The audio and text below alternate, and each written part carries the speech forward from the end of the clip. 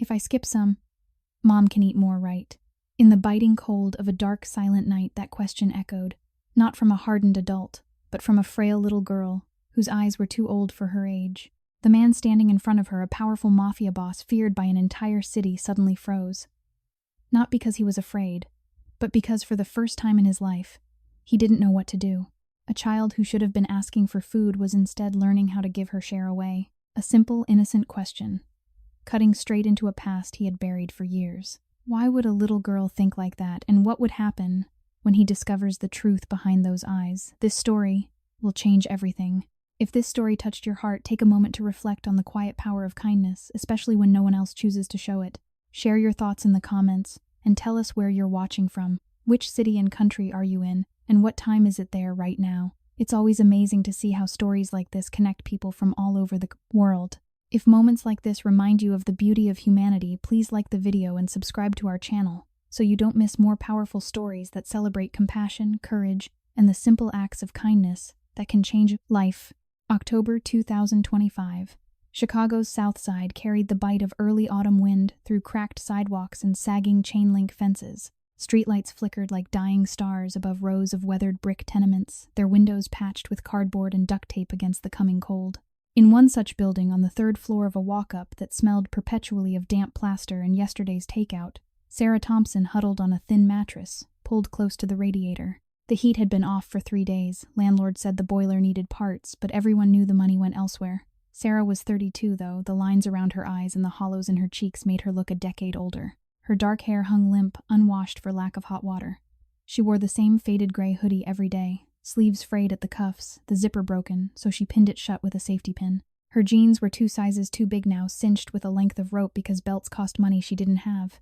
Malnutrition had carved her frame sharp, ribs pressed against skin like ridges under thin cloth. Sleep came in snatches, never more than 2 or 3 hours, because the building's thin walls let every argument, every siren, every cough from neighboring units seep in.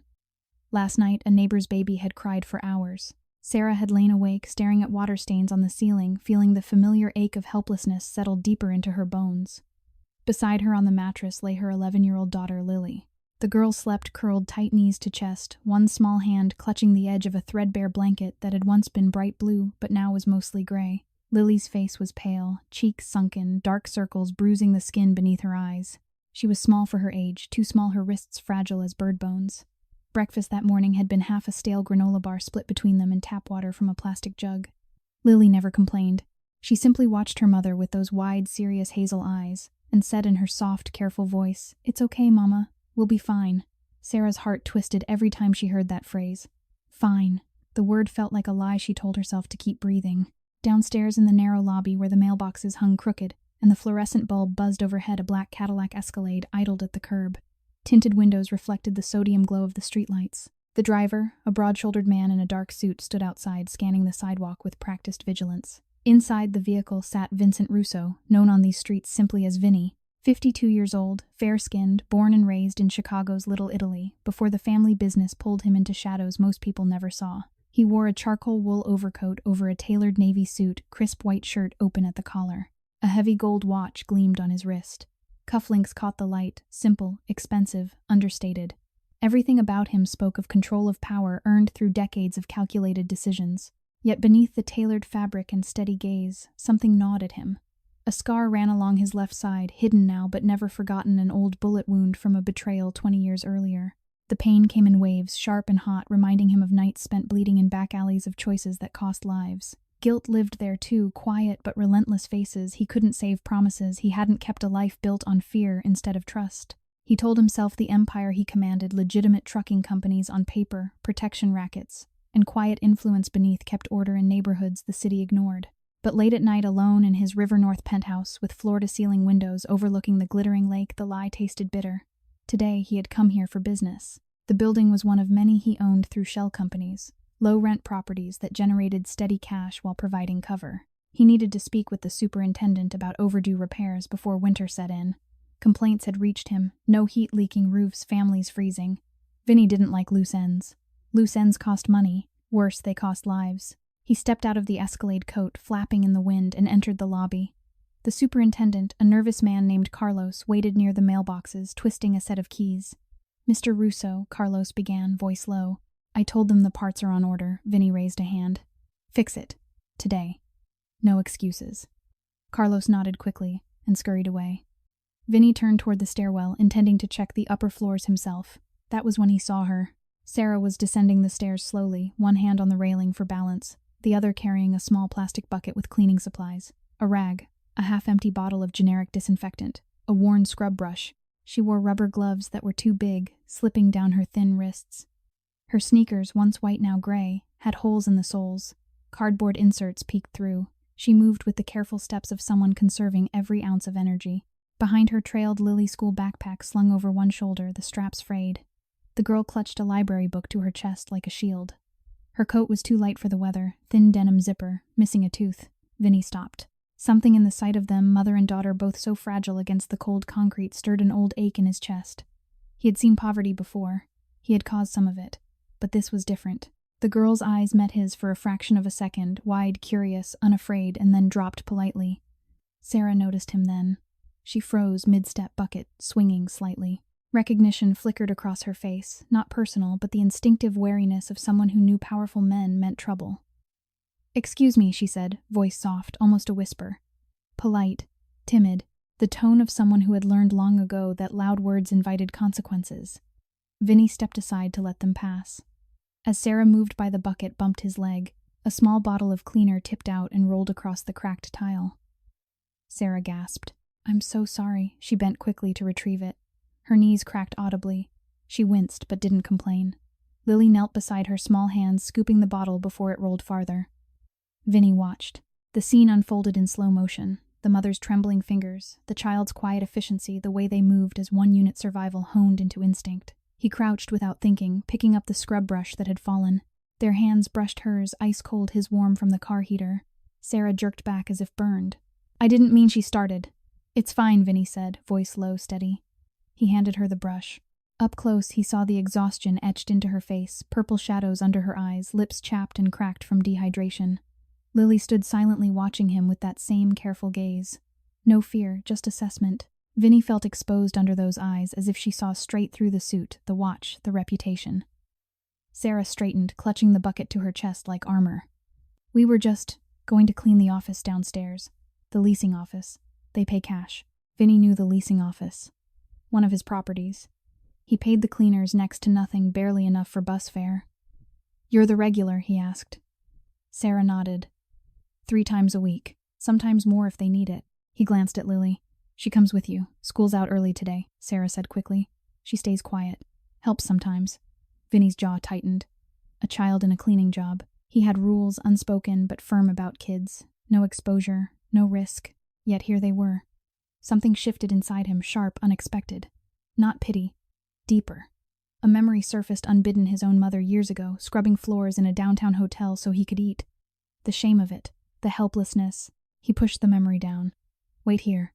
He pulled out his phone, dialed his assistant. Send someone to the South Side building on 47th. Bring heat packs, blankets, food enough for a week. And cash. $500. No questions. He hung up, then looked at Sarah. You're not cleaning today. Her eyes widened. Confusion. Fear. I need the money. You'll get paid, he said. Double. For the week. Sarah stared at him. Her lips parted, but no sound came. Lily stepped closer to her mother, small hand slipping into Sarah's. Vinny felt the weight of their gazes. He wanted to look away, but couldn't. The girl's eyes held him quiet, searching. Why? Sarah whispered. Vinny didn't have an answer that made sense. Not yet. He only knew the ache in his side had flared, and something else, something long buried, stirred awake. Because no child should be cold, he said finally. Not in my building. He turned toward the door, coat swirling. Outside, the wind howled. Inside, Sarah's knees buckled slightly. Lily steadied her. As Vinny reached the Cadillac, he paused. Looked back through the glass door. Sarah stood, frozen bucket at her feet. Tears tracked silently down her cheeks, not sobs, just silent release. Lily hugged her waist, face pressed to her mother's side. Vinny's hand clenched on the door handle. Guilt surged, familiar, vicious. How many others had he ignored? How many had suffered while he built walls of money and power? He got in the car. The driver pulled away. But the image stayed with him, the thin mother, the watchful child, the bucket on the dirty floor. and in his chest something cracked open, small, painful but real. For the first time in decades, Vincent Russo felt the stirrings of responsibility that had nothing to do with territory or profit. It felt like coming home to a place he had forgotten existed. The wind howled louder that evening, rattling the single-pane window in Sarah Thompson's apartment like fingers drumming on a coffin lid. Inside, the temperature hovered just above freezing. Sarah had draped every spare blanket, 3 thin quilts pieced together from thrift store scraps over Lily, as the girl sat cross-legged on the mattress, knees drawn up, library book open on her lap. The book was a worn paperback on codes and ciphers borrowed 3 weeks earlier and renewed twice because Sarah couldn't afford the late fee. The overhead bulb flickered every few minutes, casting jittery shadows across the peeling wallpaper. Sarah stood at the tiny kitchenette sink, rinsing the same chipped mug for the 3rd time that day. There was no soap left. She used a drop of the cleaning disinfectant she brought home from jobs. Her hands shook not from cold alone, but from the memory of the man in the lobby, Vincent Russo. She had recognized the name the moment Carlos whispered it. Everyone in the building knew the stories, the quiet owner who fixed things when he wanted, ignored them when he didn't.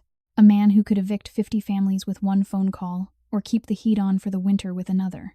Power like that terrified her more than the dark. She glanced at Lily. The girl's lips moved silently as she read tracing lines with 1 finger. Even in the dim light, Sarah could see how thin her daughter had become, collarbones sharp under the neck of an oversized sweatshirt that once belonged to Sarah's brother. Lily hadn't eaten since the half granola bar at noon. Sarah's stomach clenched with guilt so fierce it felt like a fist around her ribs. A knock at the door made Sarah freeze. 3 soft raps, polite, deliberate. Lily looked up, eyes wide but calm. "Mama, stay there," Sarah whispered. Her voice cracked on the last word. She approached the door on stocking feet, heart hammering against her breastbone. Through the peephole, she saw only darkness. The bulb in the hallway had burned out weeks ago. She pressed her ear to the wood. "Mrs. Thompson." A man's voice, low, measured unmistakably, the same one from downstairs. "It's Vincent Russo. I brought what I promised." Sarah's breath caught. She looked back at Lily, who had closed the book, and now sat perfectly still, listening. Sarah opened the door, a crack chain still latched. Vincent stood in the shadowed hallway, holding 2 large paper grocery bags and a thick wool blanket folded over 1 arm. Behind him waited the same broad-shouldered driver from earlier expression, blank hands clasped in front. Sarah's mouth went dry. You didn't have to, I said I would." He lifted the bags slightly. "May I set these inside? They're heavy." Every instinct screamed no. Powerful men didn't appear at doorways with groceries unless they wanted something. Yet the cold seeping through the floorboards reminded her that pride wouldn't keep Lily warm tonight. She unlatched the chain with trembling fingers. Vincent stepped in alone, driver remaining outside. He moved carefully, as though the cramped space might shatter if he moved too fast. He set the bags on the small table, cereal boxes, milk, bread, apples, a rotisserie chicken, still warm canned soup, cheese, even a small carton of orange juice. The blanket he draped over the back of the single chair. Sarah stared at the food. Her knees felt liquid.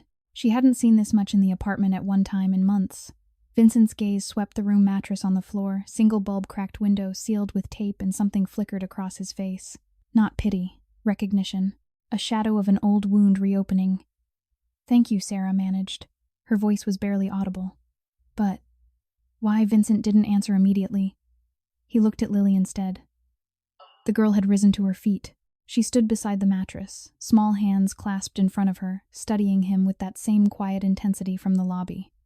No fear, only curiosity edged with caution. Vincent crouched slowly, so his eyes were level with hers.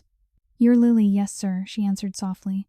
Polite, timid, the voice of a child who had learned early that adults could turn kind or cruel without warning. "You were reading about codes," he said, nodding toward the book. Lily blinked.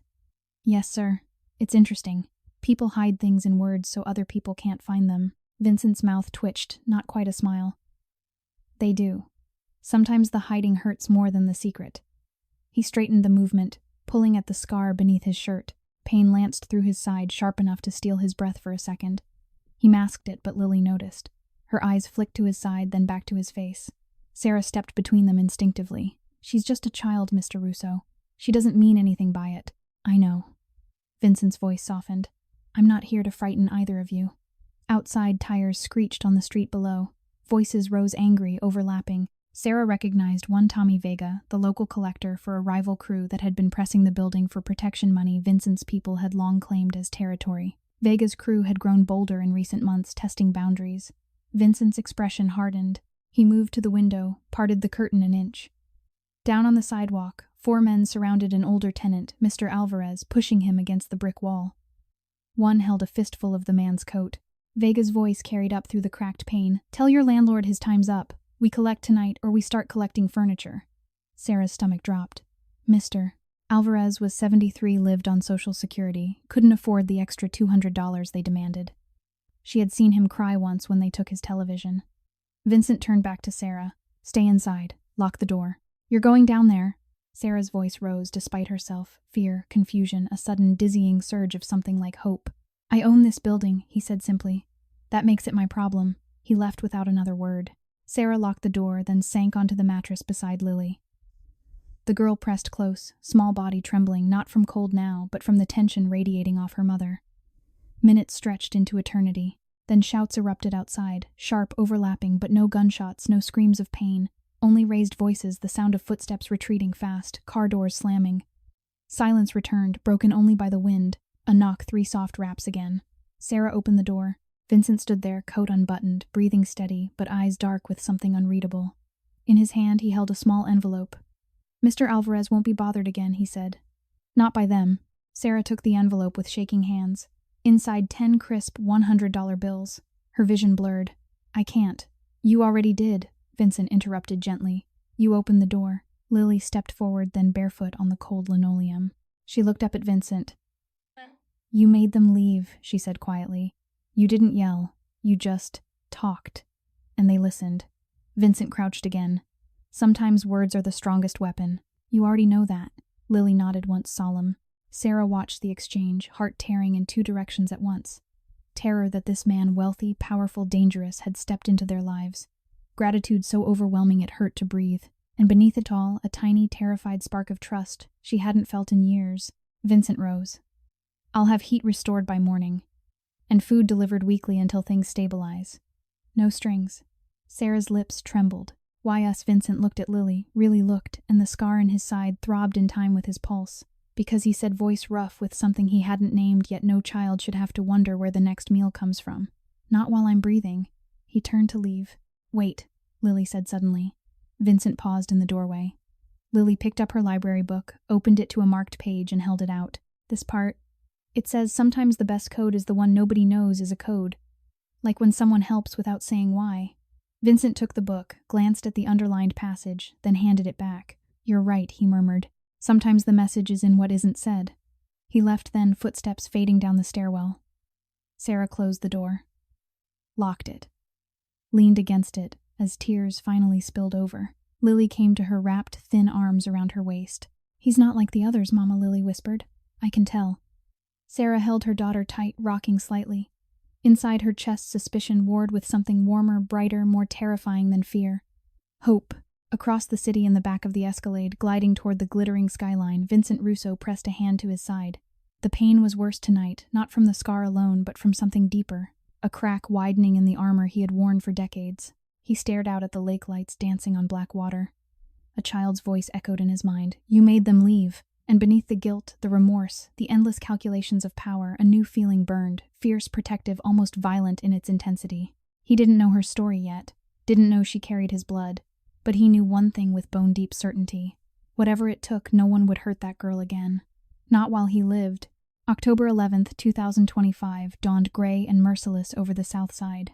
The sky pressed low, heavy with clouds that refused to rain, as though even the weather had decided to withhold mercy. Inside the 3rd-floor apartment, the radiator clanked once, a weak coughing sound, then spat out lukewarm air for the first time in weeks. Sarah Thompson sat on the edge of the mattress, knees drawn up, staring at the small pile of food still mostly untouched on the table. She had rationed it carefully, 1 slice of bread with a thin smear of cheese for Lily's breakfast, half an apple for herself. The rest waited in the refrigerator that now hummed faintly, another small miracle delivered sometime after midnight by a silent delivery man who left no note. Lily was already awake, sitting cross-legged on the floor with her library book open again.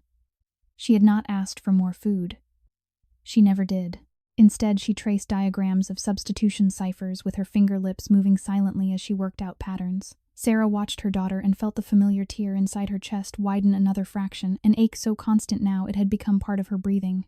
A soft knock at the door, 3 measured raps. Sarah's heart lurched. She rose on unsteady legs, socks whispering across the linoleum, and peered through the peephole. Vincent Russo stood in the dim hallway alone this time. No driver, no bodyguard, just him in a charcoal coat, hands in his pockets, posture relaxed but eyes alert. Sarah opened the door, a crack chain still on. "Good morning, Vincent," said quietly. His voice carried none of the street authority she had heard last night in the alley. This was softer, almost careful. Sarah swallowed. "Mr. Russo, I wanted to check if the heat came on, and if you needed anything else." Sarah glanced back at Lily, who had looked up from her book, watching them both with that quiet, assessing gaze. "The heat. It's working a little," Sarah said. Her voice trembled on the edges. "Thank you," Vincent nodded once. "May I come in just for a minute?" Every instinct screamed caution. Yet the memory of last night, of him standing alone in the alley, facing down 3 men without raising his voice, held her hand steady as she unlatched the chain. Vincent stepped inside, careful not to track street grit onto the floor. He closed the door softly behind him. The apartment seemed even smaller. With him in it, his presence filled the space without effort, the way wealth and power do, even when their owner tries to diminish them. He looked at Lily first. "Morning, Lily." "Morning, sir," she answered in her soft, polite way. Vincent's gaze moved to the table, to the half-eaten breakfast, to the single mug of weak tea Sarah had made from yesterday's tea bag. Something flickered across his face, quick, sharp, gone again. Remorse, perhaps. Or recognition. Sarah stood with her arms wrapped around herself, thin frame swallowed by the oversized hoodie. "You didn't have to come back." "I wanted to," he said simply. Silence settled between them, thick, heavy, with everything unsaid. Then Lily spoke, voice small but clear. "Mr. Russo, last night, when those men came, you didn't hit anybody. You just talked. And they left." Vincent crouched slowly, so he was eye level with her. "Sometimes talking works better than anything else, especially when people know you mean what you say." Lily tilted her head. "You said, 'my property.' You sounded like you owned everything here." "I do own the building," he admitted. "But you don't own us," Lily said, not defiant, just stating a fact. Vincent's mouth curved, just the smallest hint of a smile. "No, I don't own you." Sarah felt her knees weaken.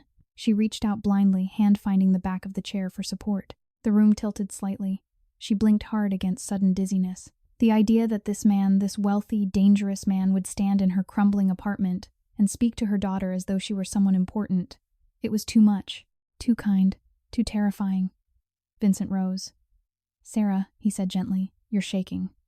She looked down at her hands, indeed, trembling so violently the sleeves of her hoodie fluttered. I don't understand why you're doing this." Vincent took one careful step closer. "Because I saw you last night. Both of you. And I remembered what it feels like to be cold and hungry and invisible." Sarah's breath hitched. "You, invisible? I grew up 2 blocks from here," he said. "My mother cleaned offices downtown. Same hands, same exhaustion. I ate what was left after she did. Sometimes nothing." Sarah stared at him. The polished shoes, the expensive watch, the quiet authority, they all seemed suddenly like armor over something raw and scarred. "I got out," Vincent continued.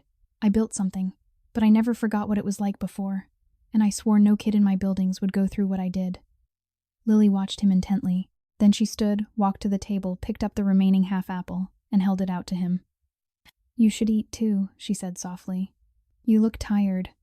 Vincent stared at the small, bruised apple in her palm. For a long moment he did not move. Then he took it carefully as though it might break.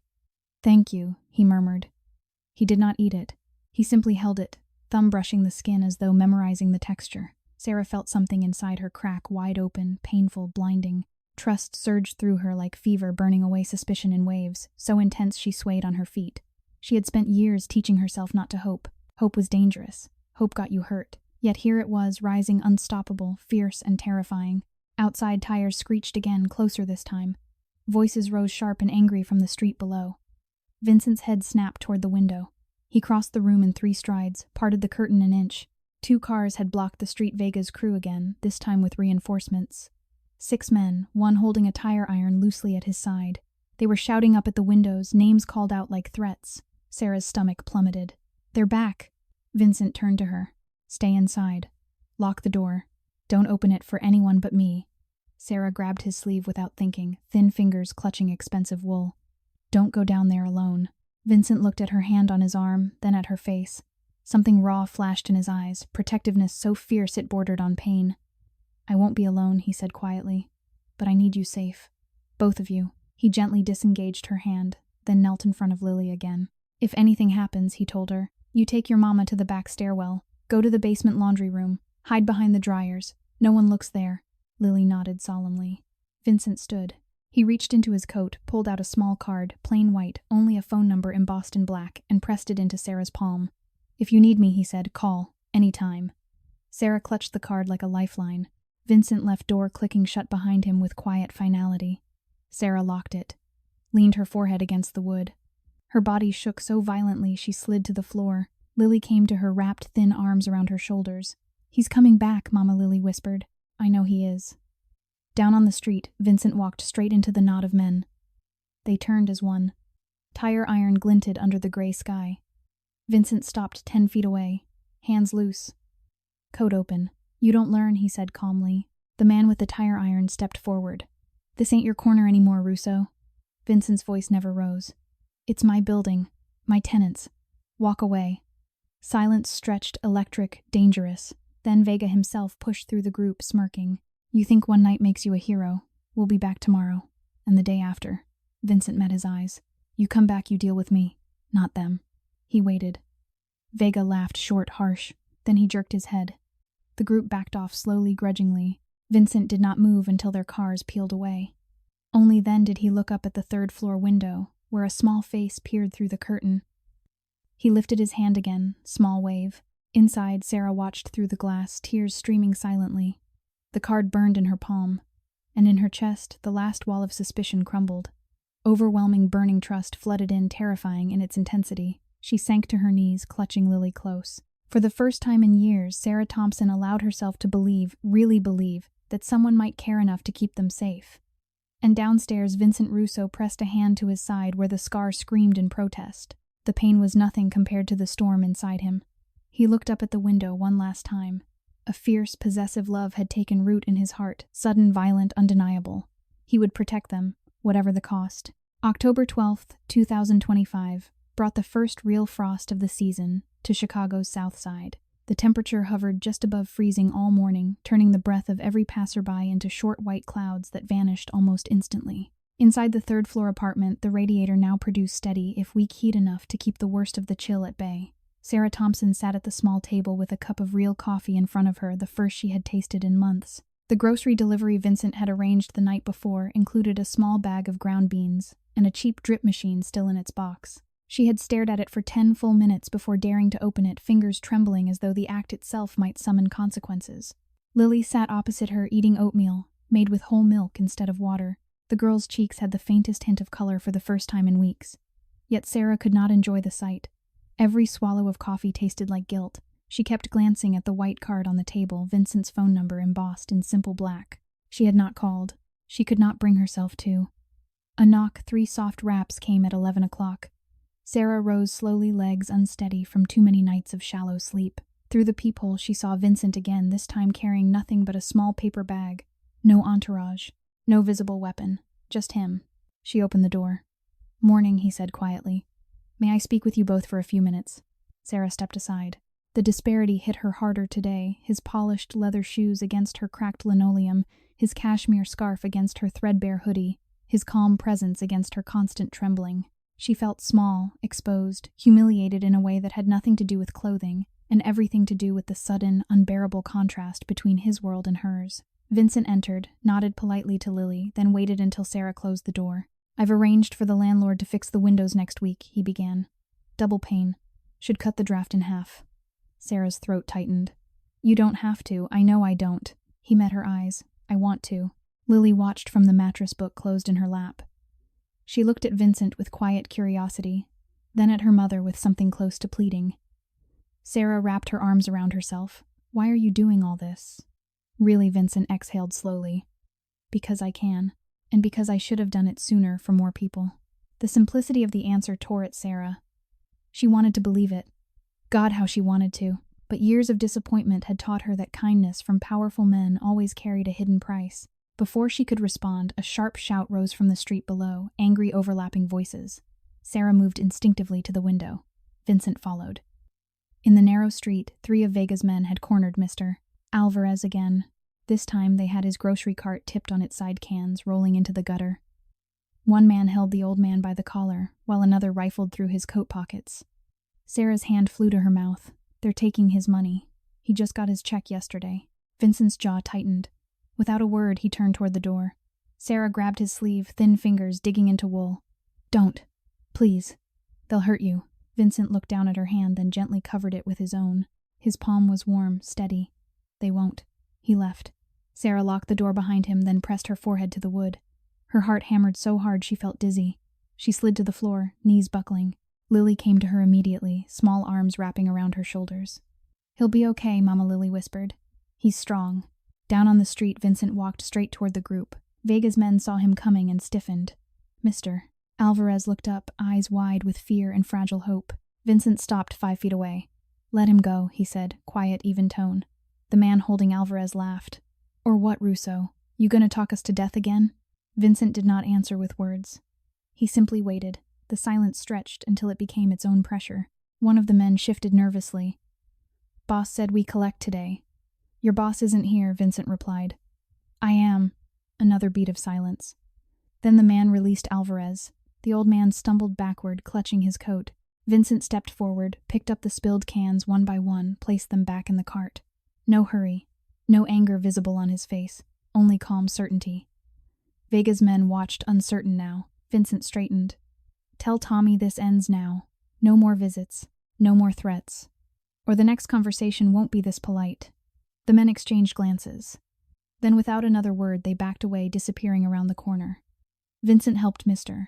Alvarez steady the cart, spoke to him quietly for a moment. The old man nodded, tears in his eyes, then shuffled toward the building entrance. Vincent looked up at the third-floor window. Sarah stood there, tears streaming down her face, one hand pressed to the glass. Their eyes met. Something inside her shattered, quietly, irrevocably.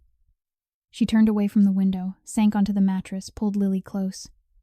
Her body shook with silent sobs. When Vincent knocked again minutes later, Sarah opened the door without hesitation. He stepped inside, saw her tear-streaked face, saw Lily holding her mother's hand. I'm sorry you had to see that, he said softly. Sarah shook her head. You didn't hurt anyone. You just made them leave. Vincent looked at Lily. You okay? Yes, sir, Lily answered. Thank you for helping Mr. Alvarez. Vincent crouched. You're welcome. Sarah watched the exchange and felt the last threads of doubt burn away. What remained was something hotter, more overwhelming, trust so intense it bordered on pain. Attachment that felt like fire in her veins. She had spent so long being invisible, powerless, disposable. And now this man, wealthy beyond imagination, powerful enough to command streets, looked at her daughter as though she mattered. Looked at Sarah as though she mattered. The realization hit her like a physical blow. She gasped, hand flying to her chest. Vincent rose quickly. Sarah, she shook her head, tears falling faster. I don't know how to do this. Do what? Accept help. Trust someone. Be seen. Vincent's expression softened, almost pained. You don't have to do anything. Just let me help. That's all. Sarah looked at him, really looked. Saw the lines around his eyes, the faint shadows beneath them, the way his hand occasionally drifted to his side as though an old wound still ached. Saw the man beneath the power. And in that moment, suspicion died completely. Overwhelming, burning attachment surged in its place, fierce, protective, terrifying in its depth. She felt dizzy with it, numb with it, torn apart by it. She stepped forward, hesitant, trembling, and placed her hand on his arm. Thank you, she whispered, for seeing us. Vincent covered her hand with his own. His touch was gentle, reverent. For the first time in a long time, he said quietly, I feel like I'm seeing clearly too. Lily watched them, both, small face, solemn. Outside, the wind howled again, colder now sharper. But inside the apartment, for the first time in years, the air felt warm. Not just from the radiator, from something deeper. Vincent left soon after, promising to return the next day. Sarah locked the door, leaned against it, and let the tears come freely. Lily came to her, hugged her tight. He's good, Mama, Lily said. I can feel it. Sarah held her daughter close, rocking gently. I know, she whispered. I know. Across the city, in the back of the Escalade, gliding toward the north side, Vincent pressed a hand to his side. The scar throbbed sharp, insistent, but it was nothing compared to the storm inside his chest. He closed his eyes. A child's quiet voice echoed in his mind. Thank you for helping, Mr. Alvarez. A mother's trembling hand rested on his arm, and something long, frozen inside him cracked wide open. Love not romantic, not fleeting, but the fierce, bone-deep protectiveness of a father who has just realized what he has been missing all along. He did not know yet the truth of Lily's parentage, but he knew one thing, with absolute violent certainty. Whatever it took, whatever price the world demanded, he would keep them safe. He would keep them warm. He would keep them seen. And nothing, not Vega, not the streets, not his own past, would stand in his way. October 13th, 2025 arrived with a cold rain that turned the south side streets into slick black mirrors. Water dripped steadily from fire escapes and broken gutters pooling in cracks where the pavement had long since given up.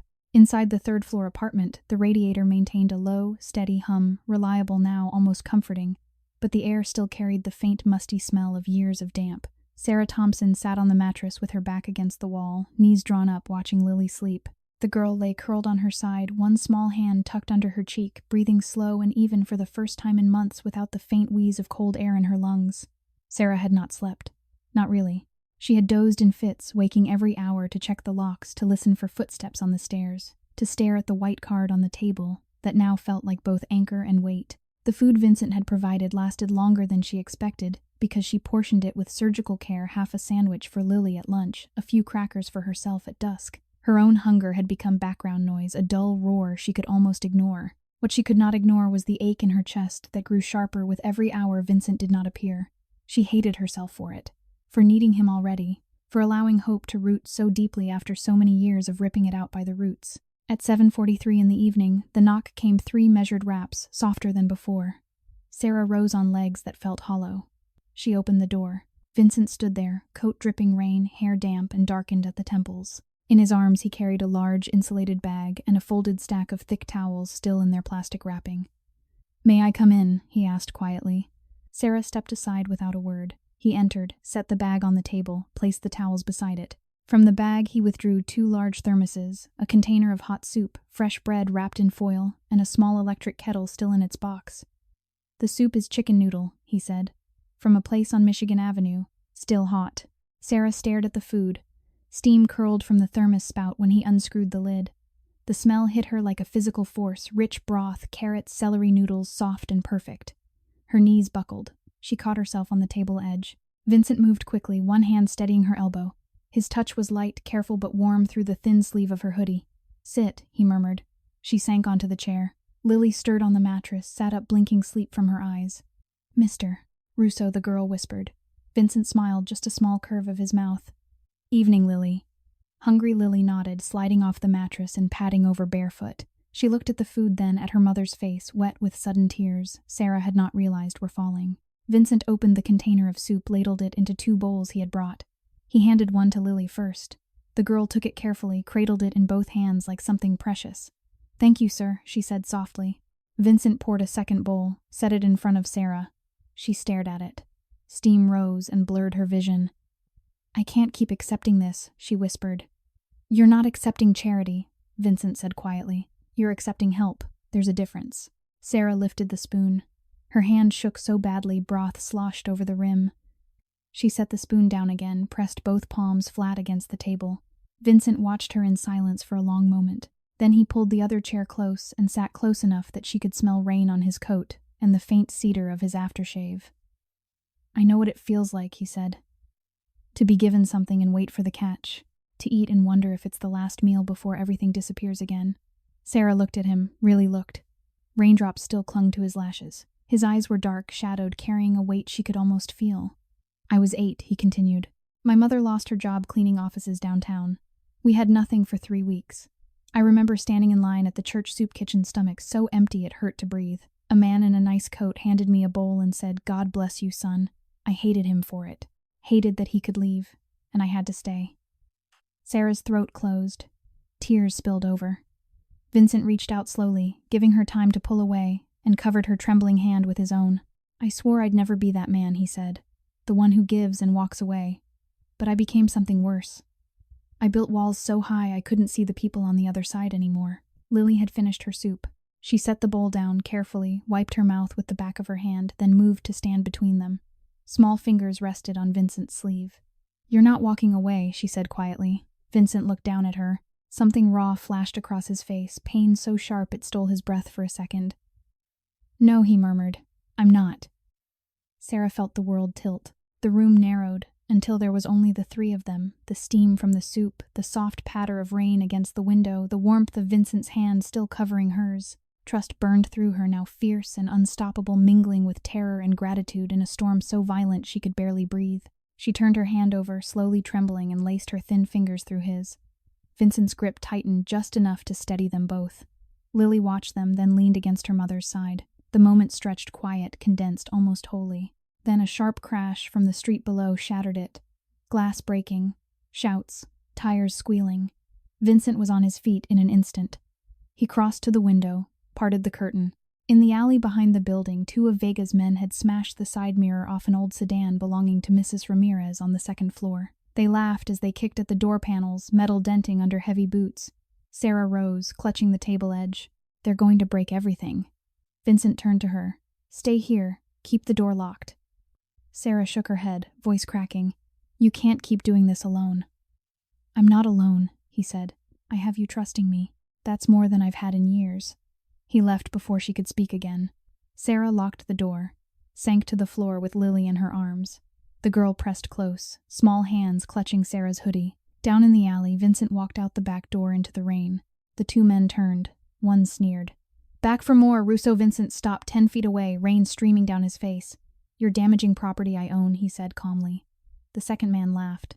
"What are you going to do? Call the cops." Vincent took one step forward. "I don't need cops," he said. "I need you to leave. Now." Silence, only rain and distant traffic. Then one man shifted his weight, uncertain. Vincent waited. The men exchanged glances. Then, grudgingly, they backed away, disappearing into the shadows. Vincent stood there a moment longer, rain soaking through his coat, then looked up at the third-floor window. Sarah stood there, forehead pressed to the glass, tears mixing with raindrops on the other side. She lifted her hand, small wave. Vincent lifted his in return. Inside, Sarah slid down the wall until she sat on the floor. Lily curled in her lap. The girl hummed softly, an old folk tune Sarah's grandfather used to sing on cold nights. Simple words about home and light, and staying warm. Sarah held her daughter tighter, and in that small, damp apartment, surrounded by the smell of chicken soup and rain, something deep inside her began to heal. Across the city, Vincent sat in the Escalade as it carried him north. Rain streaked the tinted windows. His coat dripped onto the leather seats.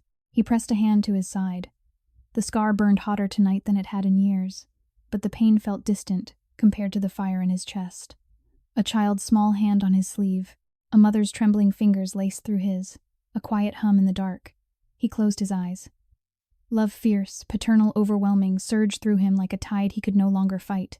He would protect them. He would keep coming back. And whatever walls remained inside him, whatever remorse still gnawed at his bones, he would tear them down piece by piece. For them, for the first time in decades, Vincent Russo felt the stirrings of something he had thought long dead. Hope. October 14th, 2025 dawned colder still, the kind of gray morning that made every breath visible and every shadow feel sharper. Frost rimed the edges of the cracked window in Sarah Thompson's apartment, turning the glass into a delicate, brittle lace.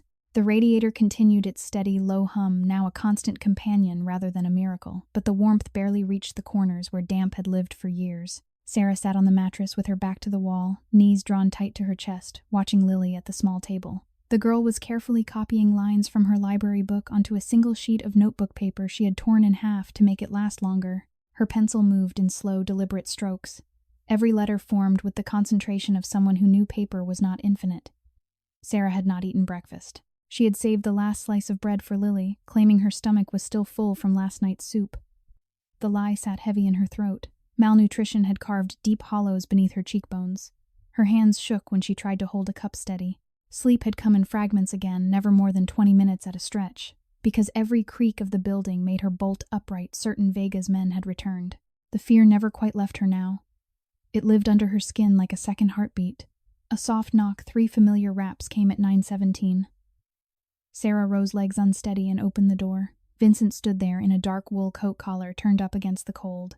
In one hand, he carried a canvas tote bag.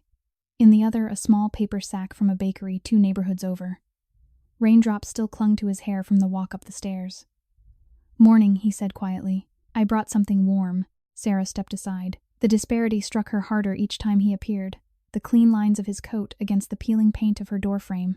The faint scent of expensive wool and leather against the lingering must of old plaster and unwashed laundry. She felt exposed, diminished, yet strangely steadied by his presence. Vincent entered, set the bag on the table. From the paper sack, he withdrew 2 still warm pastries, cinnamon rolls glazed with sugar, and from the tote a thick wool throw blanket in deep green, soft enough to belong in a catalog, not this apartment. Lily looked up from her paper, eyes widening at the sight of the pastries. "For you," Vincent said, sliding one toward her on a napkin he had brought. "And one for your mother." Sarah stared at the roll. Steam rose from the cinnamon swirl. Her mouth watered so fiercely it hurt. "I can't keep taking from you," she whispered. Vincent met her gaze. "You're not taking. I'm giving. There's no debt here." Lily took her pastry carefully, broke off a small piece, and held it out to her mother first. Sarah accepted it with trembling fingers. The first bite dissolved on her tongue, sweet, buttery, impossibly rich. Tears pricked her eyes instantly. She turned her face away, ashamed of the sudden rush of emotion. Vincent pretended not to notice. He unfolded the blanket and draped it over the back of the chair. "It gets colder tonight," he said. "This should help." Sarah swallowed hard. "You don't have to keep coming." "I want to," he answered simply. The room fell quiet, except for the soft sound of Lily eating and the low hum of the radiator. Then Lily spoke, voice small but clear. "Mr. Russo, yesterday you helped Mrs. Ramirez. She told me this morning. She said you paid to fix her car door. She cried when she told me." Vincent looked down at the table. "It was nothing. It was everything to her," Lily said. Sarah watched Vincent's face, saw the flicker of something raw remorse, so deep it carved lines around his mouth. She recognized it because she carried the same kind of guilt every time she could not give Lily more. Vincent rose, suddenly crossed to the window, looked down at the street. Sarah followed his gaze. In the alley below, 3 of Vega's men stood smoking, watching the back entrance. One kicked an empty can. It clattered against the brick wall. They were waiting, patient, predatory. Vincent's shoulders tensed. Sarah felt ice slide down her spine. "They're back." Vincent turned. "Stay inside. Lock the door." Sarah stepped closer, close enough to feel the cold radiating from his damp coat. "You can't keep facing them alone." "I'm not facing them for sport," he said quietly. "I'm facing them so you don't have to." He left before she could protest. Sarah locked the door, sank onto the mattress with Lily pressed against her side. The girl clutched the blanket. Vincent had brought small fingers, twisting the soft wool. Minutes passed, tense, endless. Then shouts erupted from the alley, sharp, overlapping, but no sounds of blows. Only raised voices, then sudden silence. A new knock, 3 raps. Sarah opened the door. Vincent stood there, breathing steady, coat still damp. Behind him the alley was empty. "They're gone," he said. "For now." Sarah's knees gave out. She caught herself on the doorframe. Vincent stepped forward, one arm steadying her elbow. "Easy." She looked up at him, tears blurring her vision.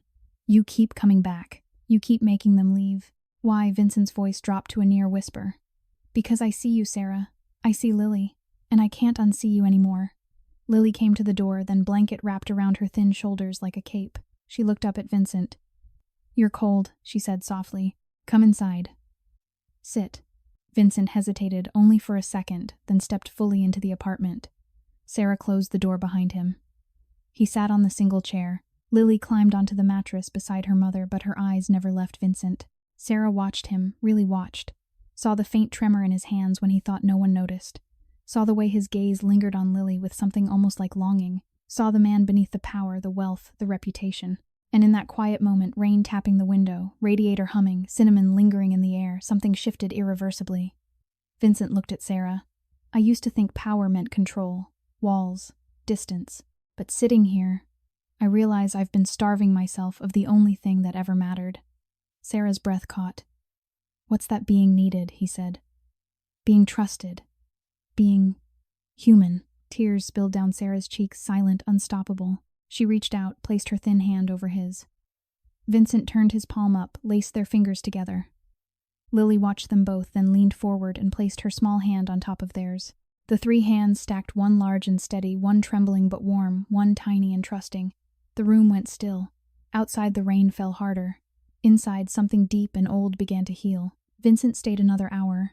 He helped Lily with her copying, patiently explaining a cipher she had puzzled over. He listened while Sarah spoke haltingly at first, then in a rush about the nights she had sat awake, counting pennies, about the humiliation of asking neighbors for scraps, about the terror of knowing winter was coming, and they had nothing. He did not interrupt. He simply listened. When he finally rose to leave, Sarah stood with him. At the door he paused. "I'll be back tomorrow," he said. Sarah nodded. Tears shimmered in her eyes again. Vincent looked down at Lily, who had followed them. Keep practicing those codes, he told her gently. You're good at seeing what others miss. Lily smiled, small, shy, real. Vincent left. Sarah locked the door. Turned to Lily. The girl ran to her, hugged her tight. He stayed, Mama Lily whispered. He stayed and listened. Sarah held her daughter close, rocking slowly, and in her chest trust burned brighter than fear ever had, fierce, consuming healing. Across the city, Vincent sat in the Escalade as it carried him north through the rain. He pressed a hand to his side. The scar throbbed, angry, insistent, but the pain felt almost welcome now. A reminder that he could still feel. A child's small hand on top of his. A mother's tears. A quiet hour of listening. He closed his eyes. The love inside him, paternal, protective, overwhelming, had grown roots too deep to pull out. He would keep coming back. He would keep listening. He would keep protecting. And whatever remained of the walls he had built around his heart, he would let them crumble. For them. For the chance to be needed again. The temperature had dropped overnight. Frost coated every metal surface in thin, glittering sheets that caught the weak morning light and turned it cold. Inside the third-floor apartment, the radiator struggled valiantly, but the chill still seeped through the walls, finding every gap in the old plaster. Sarah Thompson sat on the mattress, wrapped in the deep green wool throw Vincent had brought 2 days earlier. The blanket was impossibly soft against her thin arms, luxury she had never known, and yet she clutched it like armor, as though warmth alone could protect her from what she felt coming. Lily lay beside her, small body curled tight, sleeping fitfully. The girl's face looked even thinner in the pale light. Dark circles bruised the skin beneath her eyes. Sarah had given her the last of the cinnamon roll from yesterday for breakfast, every crumb, and taken nothing for herself. Hunger had become a constant companion again, gnawing quietly but relentlessly. She had not slept more than an hour at a stretch since Vincent's last visit. Every sound from the hallway made her heart leap into her throat. Vega's men had not returned since the alley confrontation, but the absence felt worse than their presence, like the silence before a storm breaks. At 4:37 in the afternoon, the knock came 3 measured raps, familiar now, yet heavier somehow. Sarah rose on legs that trembled from weakness and cold. She opened the door. Vincent stood there, coat unbuttoned, tie loosened, expression grave. Rain had started again. Droplets clung to his hair and shoulders. In his hand he held nothing, no food, no blanket, no small gift. Only tension radiated from him. "Sarah," he said quietly, "I need to talk to you. Both of you." She stepped aside. The disparity struck her anew, his damp but impeccably tailored coat against her frayed hoodie, his steady gaze against her shaking hands. She felt small, fragile, yet anchored by the simple fact that he had come again. Vincent entered, closed the door softly behind him.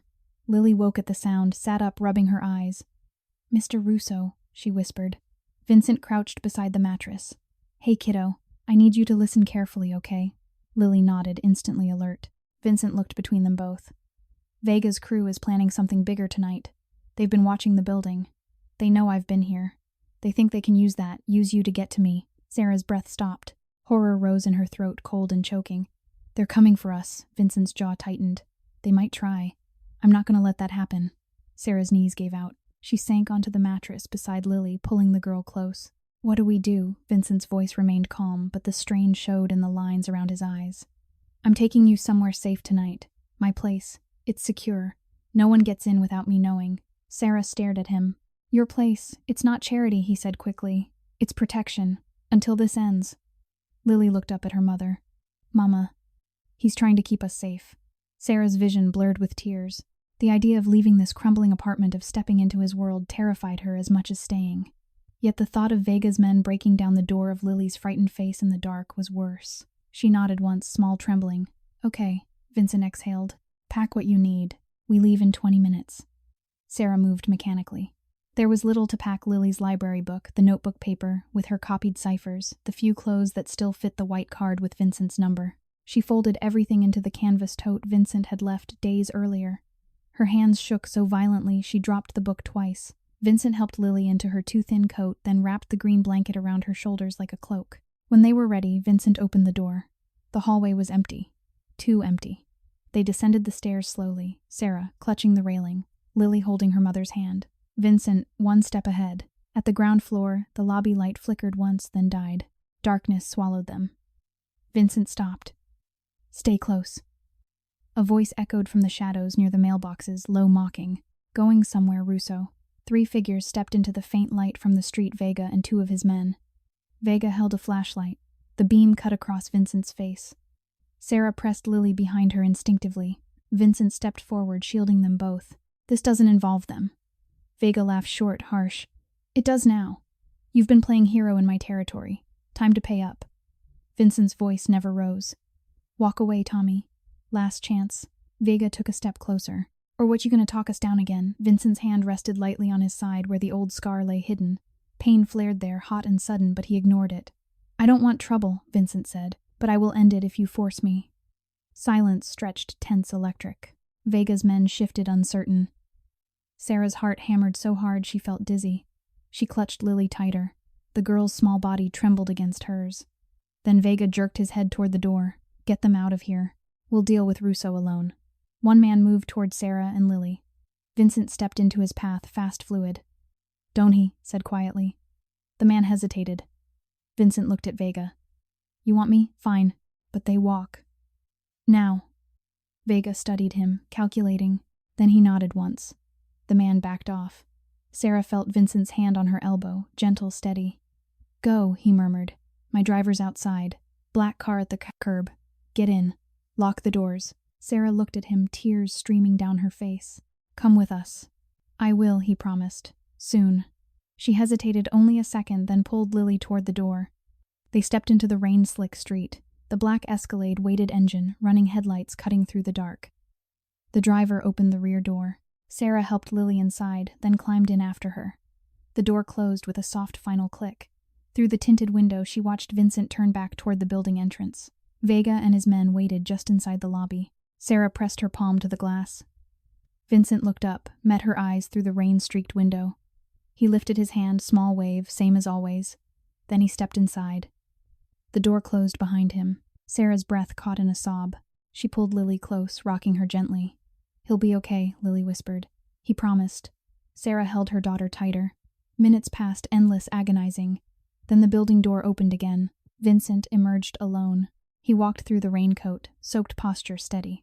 He climbed into the front passenger seat. The driver pulled away smoothly. Vincent turned in his seat, looked back at them. You're safe, he said quietly. Sarah's tears fell freely now.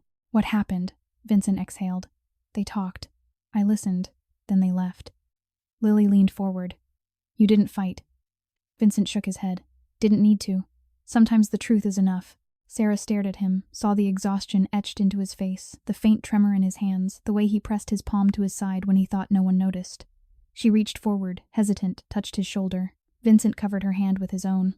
Thank you, she whispered. He squeezed gently. The car glided north through the rain. Inside, 3 hearts beat in quiet rhythm, torn, healing, bound together by something stronger than fear. Vincent closed his eyes for a moment. The love inside him burned brighter than the pain ever could. Fierce, paternal, unbreakable. He had faced down the threat. He had kept his promise. And whatever came next, he would face it with them. For them, always. The rain had stopped sometime before dawn, leaving Chicago wrapped in a damp, heavy quiet. Vincent Russo's penthouse on the 42nd floor overlooked the lake-black water, stretching to the horizon under a sky the color of old steel. Floor-to-ceiling windows turned the living room into a glass cage.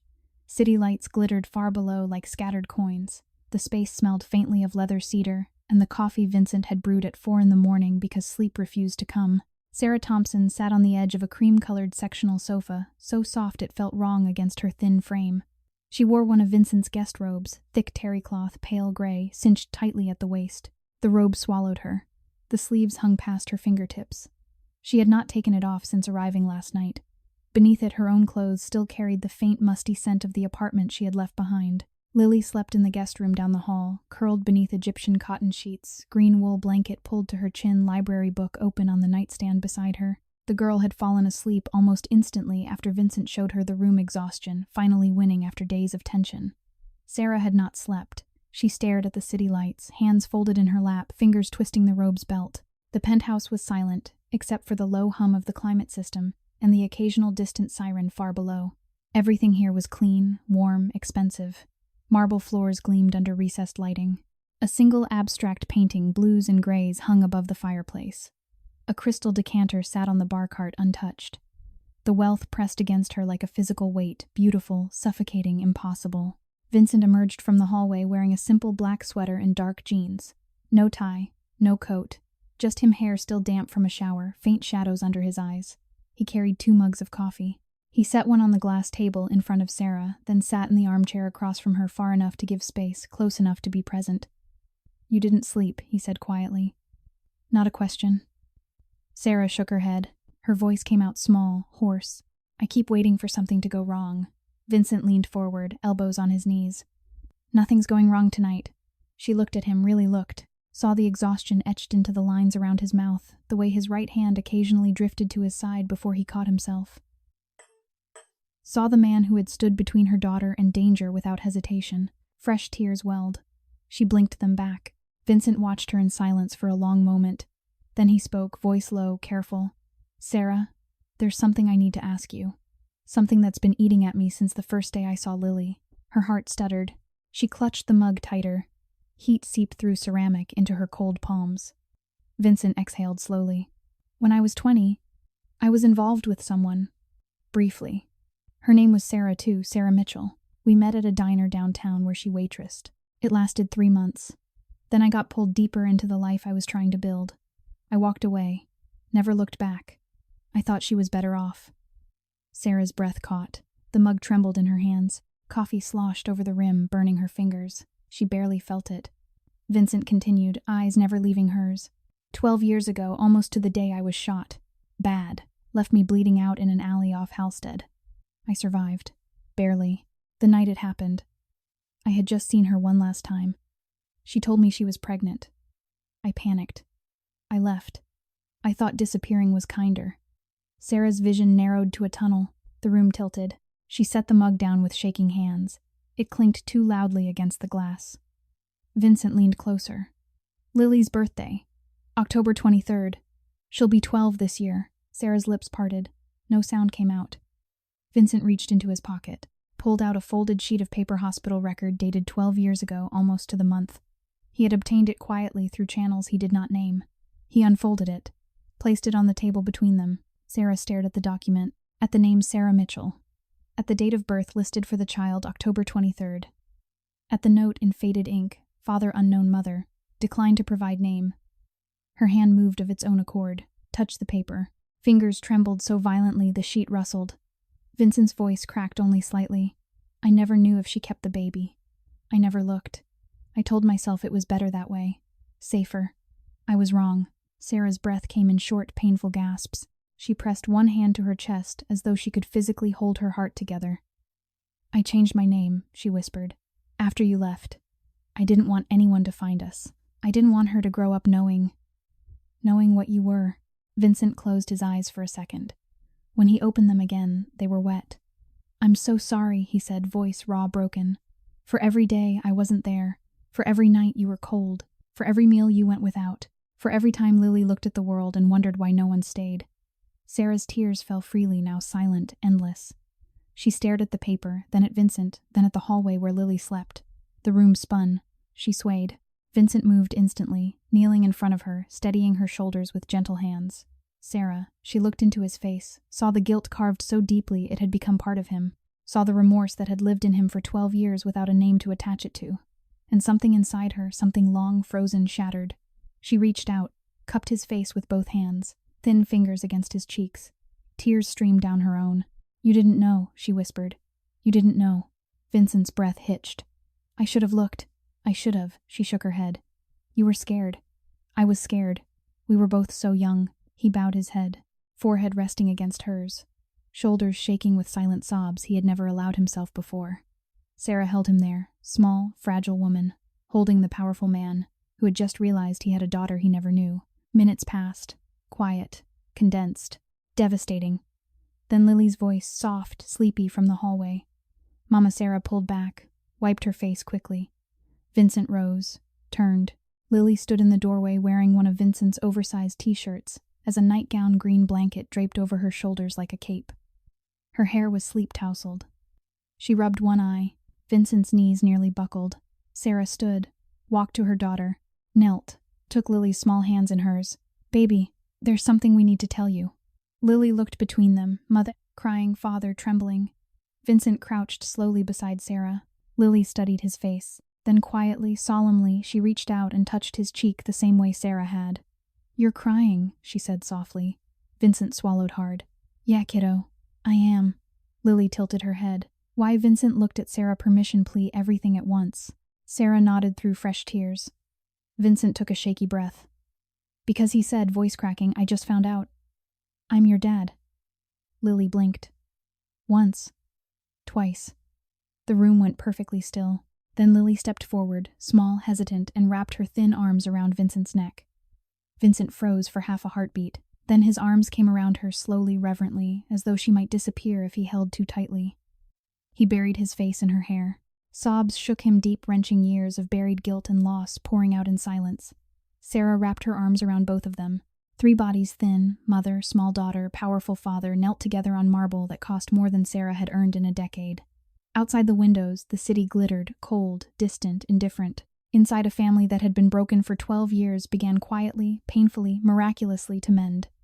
Vincent held his daughter, and wept without shame. And in that moment, the scar on his side, the old wound that had never truly healed, felt for the first time like it might finally close. The sky above Chicago had cleared to a brittle, merciless blue, the kind that made every shadow fall sharper and every breath ache in the lungs. Inside Vincent Russo's penthouse, the temperature was a steady 72 degrees, perfect, silent, expensive, but Sarah Thompson still wore the thick gray robe over her borrowed clothes, as though shedding it would somehow unravel the fragile new reality she had only begun to accept. She sat on the edge of the sectional sofa, knees drawn up, arms wrapped around herself. Lily slept in the guest room down the hall. The girl had fallen into an exhausted, dreamless sleep after the revelations of the night before, small body finally safe beneath layers of clean linen she had never known.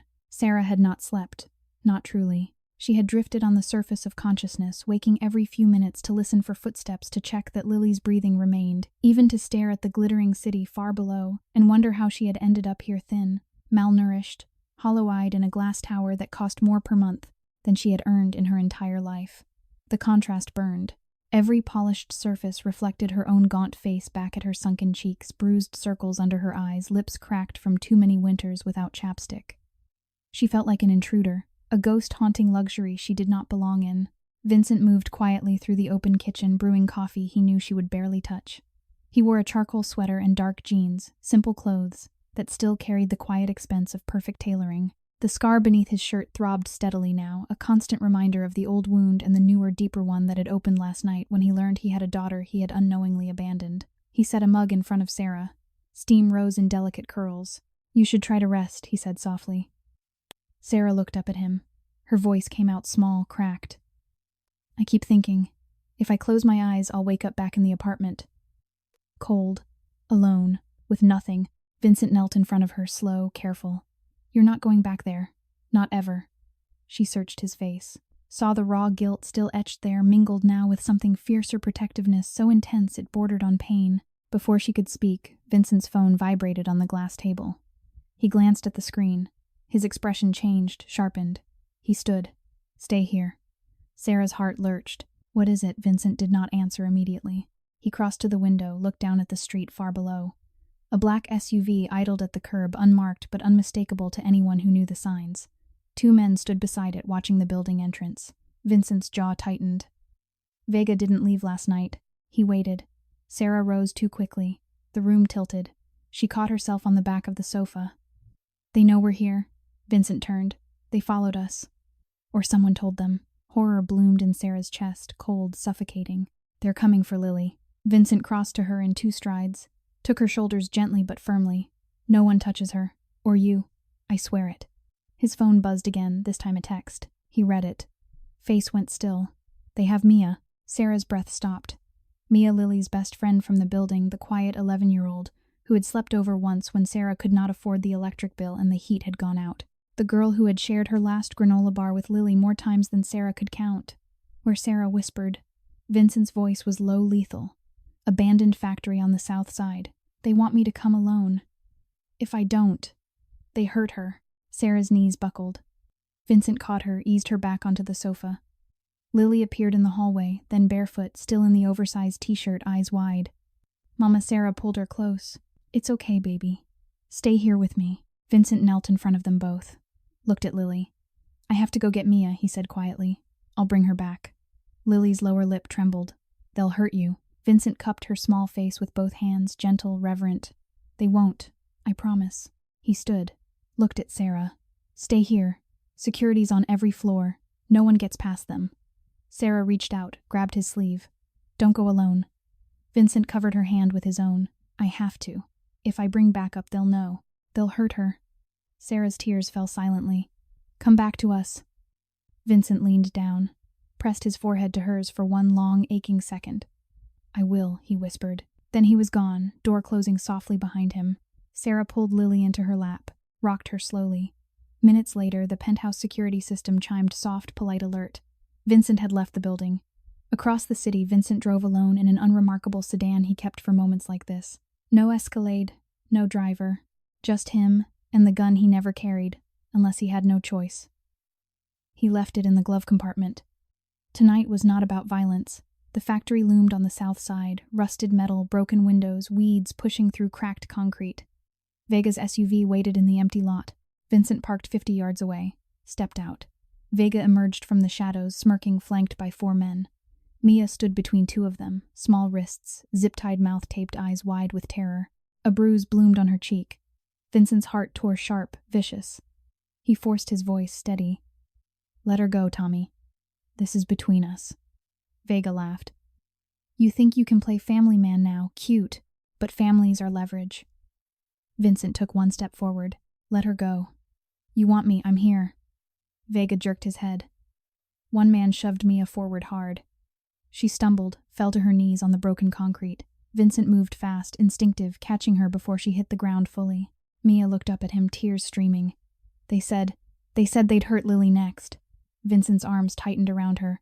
No one's hurting anyone else. Vega drew a pistol, slow, deliberate. You're out of moves, Russo. Vincent stood slowly, Mia shielded behind him. Then quiet from the shadows near the factory door, a small voice. Mr. Russo. Vincent froze. Lily stepped into the dim light coat, too thin blanket clutched around her shoulders, eyes huge with fear. Sarah appeared behind her face, pale robe flapping in the wind, having followed in a taxi the moment Vincent left. Sarah's voice broke. Lily insisted. She said she had to help. Vincent's world narrowed to a pinpoint. Vega laughed, cold, triumphant. Even better. The whole little family reunion. He raised the pistol. Time slowed. Vincent saw the barrel swing toward Lily. Saw Sarah lunge too slow. Saw Lily's small body tense. And something inside Vincent, something primal, paternal, ferocious, snapped. He threw himself forward, arms wide, placing his body between the gun and his daughter. The shot cracked, sharp, deafening. Pain exploded in Vincent's shoulder, hot, blinding. He staggered but did not fall. Mia screamed. Lily screamed. Sarah screamed. Vincent dropped to 1 knee, blood blooming dark on his sweater, but his eyes never left Vega. Enough, he rasped. Vega hesitated, pistol wavering. Vincent rose slowly, blood dripping onto concrete. You wanted me, he said. You've got me. Let them go. Vega stared, uncertain now. Vincent took 1 step forward, then another. Vega backed up. Vincent kept coming slow, relentless, bleeding, but unbowed. Vega's men shifted, nervous. Then Vega lowered the pistol. Walk away, Vincent said, voice low, lethal, or I finish this the hard way. Silence. Then Vega jerked his head. His men retreated fast. Vega lingered a moment, staring at the blood on Vincent's sweater, then turned and disappeared into the shadows. Vincent sank to his knees. Lily reached him first, small arms around his neck. Sarah dropped beside him, hands pressing against the wound. Mia knelt too, tears streaming. Vincent looked at Lily, his daughter, through pain-blurred vision. You're safe, he whispered. Lily pressed her forehead to his. You got shot for me. Vincent managed a small, broken smile. I'd do it again. Sarah's tears fell onto his shoulder. Don't talk. Help's coming. Sirens wailed in the distance. Security had called them the moment Vincent left the building. Vincent looked at Sarah, at the woman he had left 12 years ago, at the mother of his child, at the person who had somehow cracked open every wall he had ever built. I'm sorry, he whispered. For all of it. Sarah cupped his face. You saved us. You saved our girl. Vincent's eyes fluttered, pain pulling him under. But before darkness took him, he reached out, found Lily's small hand. Love you, he breathed. Lily squeezed back tight. Love you too, Dad. Vincent closed his eyes, and in that abandoned lot, surrounded by rust and broken glass and the wail of approaching sirens, a father finally held his family together, even as his own strength failed. October 18th, 2025. The private hospital room on the top floor of Northwestern Memorial overlooked the lake gray water under a gray sky, endless and unreadable. Vincent Russo lay in the wide bed shoulder, heavily bandaged IV line taped to the back of his hand. The room smelled of antiseptic and fresh linens. Soft beeps from the monitor counted his heartbeats in steady rhythm. He wore a hospital gown over his broad frame, but even here the quiet authority remained, shoulders square against the pillows, eyes alert despite the pain medication dulling the edges. Sarah Thompson sat in the upholstered chair beside the bed. She had not changed out of the borrowed robe since they arrived in the ambulance the night before. Her thin frame looked even smaller against the plush cushion. The robe sleeves swallowed her hands. She had refused offers of food from the nurses, said she was not hungry, but her hands shook when she reached for the water cup. Lily slept in the recliner across the room, curled beneath a hospital blanket, small face peaceful for the first time in days. Mia, rescued unharmed beyond the bruise on her cheek, had been collected by child services workers who promised a safe placement. Vincent had already made quiet calls to ensure it would be a good one. Sarah watched Vincent sleep. His face looked younger in repose, lines of strain softened, mouth relaxed. The bandage on his shoulder showed a faint pink stain where blood had seeped through overnight. Every time she looked at it, fresh guilt and terror twisted inside her. He had taken a bullet for their daughter, for Lily, for her. Vincent stirred. Eyes opened slowly. Found her immediately. "Hey," he rasped. Sarah leaned forward. "You're awake." He managed a small smile. "Hard to sleep when the two most important people in the world are watching me." Tears welled in Sarah's eyes again, silent, endless. She reached out, took his good hand. Thin fingers laced through his. "You almost died," she whispered. Vincent squeezed gently. "I didn't, but you could have." Her voice cracked. "Because of us." Vincent shook his head, slow, careful. "Because I chose to. And I'd choose it again." Sarah bowed her head. Tears fell onto the sheet. Vincent tugged her hand until she looked up. "Sarah, listen to me." She met his gaze, wet, searching. "I spent 12 years running from what I felt the night I walked away from you," he said quietly. "Guilt, shame, fear that I'd ruin anything good I touched. I built an empire so I wouldn't have to feel any of it. Walls, money, power, all of it, so I could pretend I didn't leave a piece of myself behind." He swallowed hard. "Then I saw you in that lobby. Thin, tired, holding Lily like she was the only thing keeping you standing. And something cracked. I didn't know why at first. I just knew I couldn't walk away again." Sarah's breath hitched. Vincent continued, voice rough with emotion. "Every time I came back, every time I brought food or a blanket or just sat and listened, I felt pieces of myself coming back. Pieces I thought were gone forever. You didn't ask for anything. You didn't demand. You just let me be there. And Lily, she looked at me like I was worth trusting. No one had looked at me that way in years." He paused. Thumb brushed over her knuckles. "When I found out she was mine. When I realized I'd spent 12 years letting my daughter go hungry, go cold, go scared, the guilt nearly killed me before that bullet did." Sarah's tears fell faster. She pressed his hand to her cheek. "You didn't know," she whispered. "I should have looked," Vincent said. "I should have fought harder. I should have been better." Sarah shook her head. "You were young, scared. So was I." Vincent's eyes glistened. "I'm not young anymore, and I'm not scared. Not of Vega, not of the streets, not of losing everything I built. The only thing that terrifies me now is losing you two again." Sarah's breath caught sharp, painful. Vincent looked toward the recliner where Lily slept. "I want to be her father," he said quietly. "Not just in blood, in every way that matters. I want to be there when she wakes up from nightmares, when she loses a tooth, when she needs someone to tell her she's smart and brave and loved. I want to give her the childhood I couldn't give her before." He turned back to Sarah.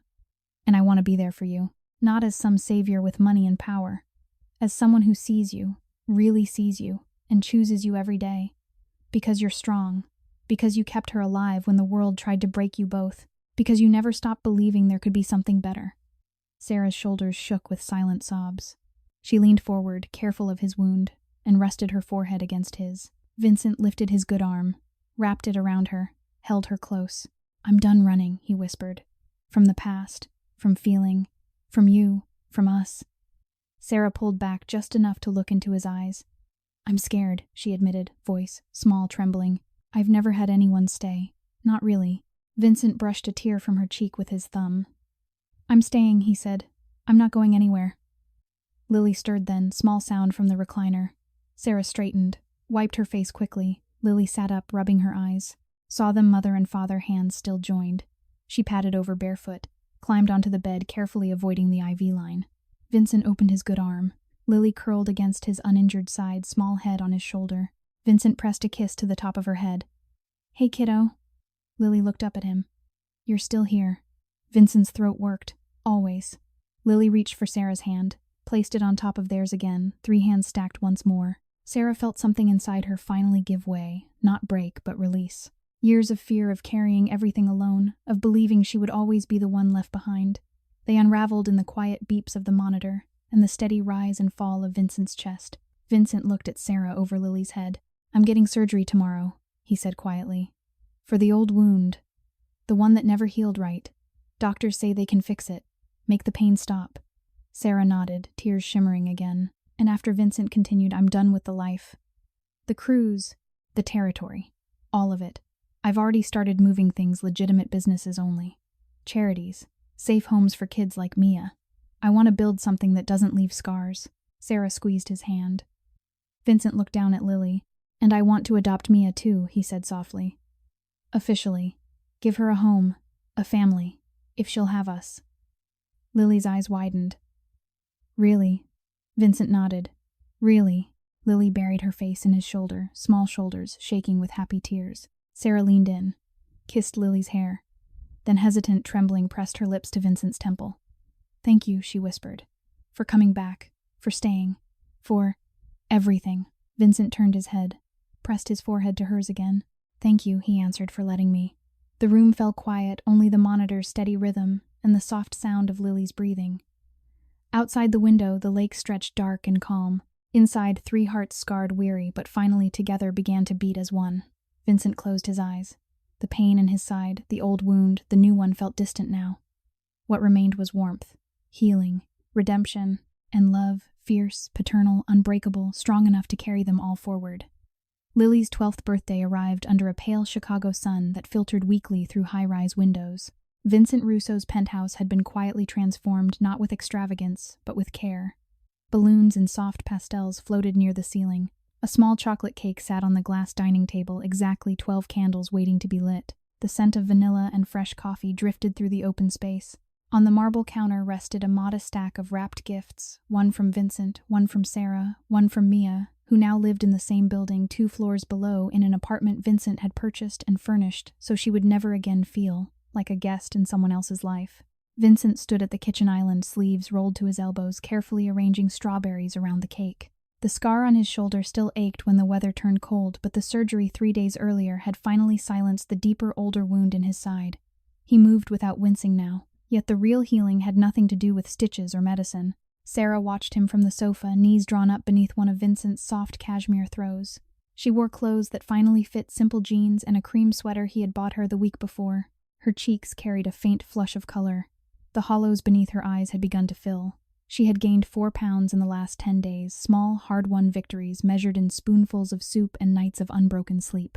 Yet every time she looked at the view, the glittering lake, the city that once ignored her, she felt dizzy, disoriented, as though she had stepped into someone else's dream. Lily ran barefoot across the room, laughing as Mia chased her with a ribbon. The 2 girls, now officially sisters in every way that mattered, had spent the morning decorating. Streamers hung crookedly. Hand-drawn signs reading "Happy Birthday, Lily" leaned against the windows. Mia's laughter rang bright and clear, unburdened for the first time in years. Vincent lit the candles. The tiny flames danced. Time, he called gently. Lily hurried over Mia right behind her. Sarah rose, stood beside Vincent. Their hands brushed, then held without hesitation. Vincent looked down at his daughter. Make a wish, sweetheart. Lily closed her eyes. Her small face grew serious. She drew in a breath, then she blew. The flames vanished in a single puff. Everyone clapped, soft, warm, real. Vincent cut the first slice, placed it on Lily's plate. She looked up at him with those wide hazel eyes so like his own, and whispered, "Thank you, Dad." The words still unraveled him every time. He knelt, so they were eye level. "I love you, Lily," he said, voice thick. "More than anything in this world." Lily wrapped her arms around his neck. "I love you too." Sarah watched them, tears shimmering again, and felt the last remnants of disbelief dissolve. She had spent so many years believing love was conditional, that safety was temporary, that kindness always carried a hidden cost. Yet here stood a man who had bled for them, who had dismantled his old life piece by piece, who looked at her daughter as though she were the center of the universe. Vincent rose, turned to Sarah. He reached into his pocket, pulled out a small velvet box. Sarah's breath caught. He opened it. Inside lay a simple gold band, plain, elegant, engraved on the inside with 3 tiny words: always, forever, family. Vincent took her left hand. "Sarah," he said quietly, "I don't want to rush you. I don't want to frighten you. But I need you to know something." He slipped the ring onto her finger, gentle, reverent. "I'm not asking for a wedding today. I'm asking for forever. However long it takes, however many steps it takes. I want to build a life with you, with Lily, with Mia, with whatever family we choose to grow." Sarah stared at the ring, simple, perfect, then at the man offering it. Tears spilled over. She stepped forward, wrapped her arms around him, careful of the healing shoulder. "Yes," she whispered against his chest. "Yes." Vincent held her close, closed his eyes, felt the pieces of himself scattered for so long finally settle into place. Lily and Mia watched, grinning, whispering, giggling. The moment stretched quiet, condensed, sacred. Later, after cake had been eaten and gifts opened, a new library card for Lily, a soccer ball for Mia, a delicate necklace for Sarah, Vincent gathered them all on the sofa. He looked at each face, his daughter, his partner, the girl who had become family in every sense. "I spent most of my life thinking power meant control," he said softly. "I was wrong. Real power is choosing kindness when the world expects cruelty. Real strength is staying when everything tells you to run." He looked at Sarah. "You taught me that." He looked at Lily. "You reminded me." He looked at Mia. "You showed me." He took a slow breath. Knowledge opens doors that money never could. Knowledge helps us see what others miss. Knowledge turns pain into purpose. Knowledge builds bridges where walls once stood. Knowledge reminds us that every person carries light worth protecting. He smiled, small, genuine. The lesson here is simple: never underestimate the power of one small act of compassion. The lesson is that love doesn't care about bank accounts or skin color or past mistakes. The lesson is that healing begins the moment someone chooses to stay. The lesson is that family isn't always born, it's built one brave choice at a time. The lesson is that even the hardest hearts can soften when they finally let someone in. Vincent looked at the camera that had been quietly recording, set up at Sarah's gentle request, so one day Lily and Mia could look back and remember. "If you're watching this," he said, "remember, someone out there needs to hear that they matter. Look around. See the person everyone else overlooks. Offer a kind word, a meal, a hand. You never know whose life you might change." Sarah leaned against him. Lily curled into his side. Mia rested her head on Sarah's shoulder. Vincent spoke directly to the lens. "To everyone watching, wishing you good health, a joyful life, and daily peace. May your days be gentle, your hearts full, and your nights warm." He smiled, soft, real. If this story touched you, please subscribe to the channel so you don't miss the next one. Like the video if it moved you. Share it with someone who needs to hear that love and compassion can cross any divide: wealth, poverty, past pain, anything. He paused. How did this story make you feel? Does it remind you of something in your own life? Drop a comment below. Share your thoughts, your emotions, the pieces of your heart this tale stirred. The creator reads every one. Your words matter. Vincent looked at his family, then back at the camera. "Thank you for being here. We'll see you again in the next video." The screen faded slowly. In the quiet penthouse, Vincent turned off the recording. He gathered his family close. And for the first time in decades, the world felt small enough to hold them all. Disclaimer: all stories on this channel are fictional and created solely for entertainment purposes. Any resemblance to real people, events, or places is purely coincidental.